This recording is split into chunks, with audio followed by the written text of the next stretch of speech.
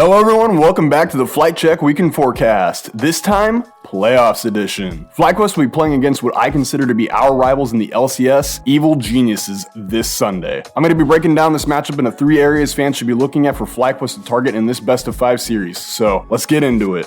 First thing to consider is what lane does FlyQuest want to play through for the win. In this series, I think that answer lies in the bot lane of Johnson and Aframu. While Evil Geniuses have had the better lanes in all 3 games they played against FlyQuest this split, EG's bot lane was the weakest of those winning lanes. If FlyQuest can break into that bot lane and put them behind, while possibly stacking Drakes, forcing fights in the mid game where we can thrive better, there's a strong chance games can fall in Fly's favor. All this depends on Takoi and Kumo going neutral or at worst, gracefully losing to their lanes against Impact and Jojopyun. The best way of ensuring this happens? Draft.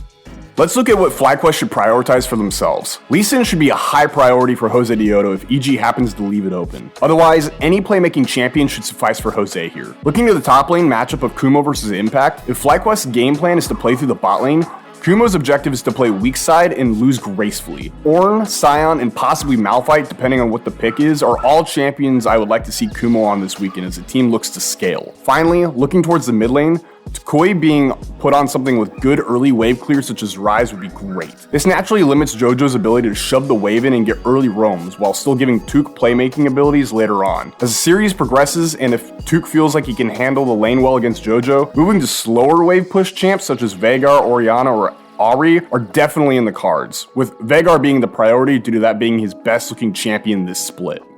Lastly, let's look at what can be expected of Evil Geniuses to play. The easiest thing to spot right off the bat is Vulcan and his support pool. Obviously, Vulcan can play way more than just Nautilus and Leona, but if that is what EG are wanting to play, FlyQuest can play around that in draft knowing that is exactly what is likely to be picked. Ezreal is a great AD carry choice here for Johnson, as it allows him to play with lots of mobility around the heavy engaged supports that Vulcan has been playing. Looking to Danny, Zeri needs to be banned and not just picked away. I say this because, unfortunately, Johnson has not looked very proficient on the champion this split, and Danny has looked like the best in the LCS. Finishing up with the rest of the Evil Geniuses roster, bans need to be thrown at either Impact or JoJo to secure a better lane for whichever player is having a harder time with their respective lane opponent.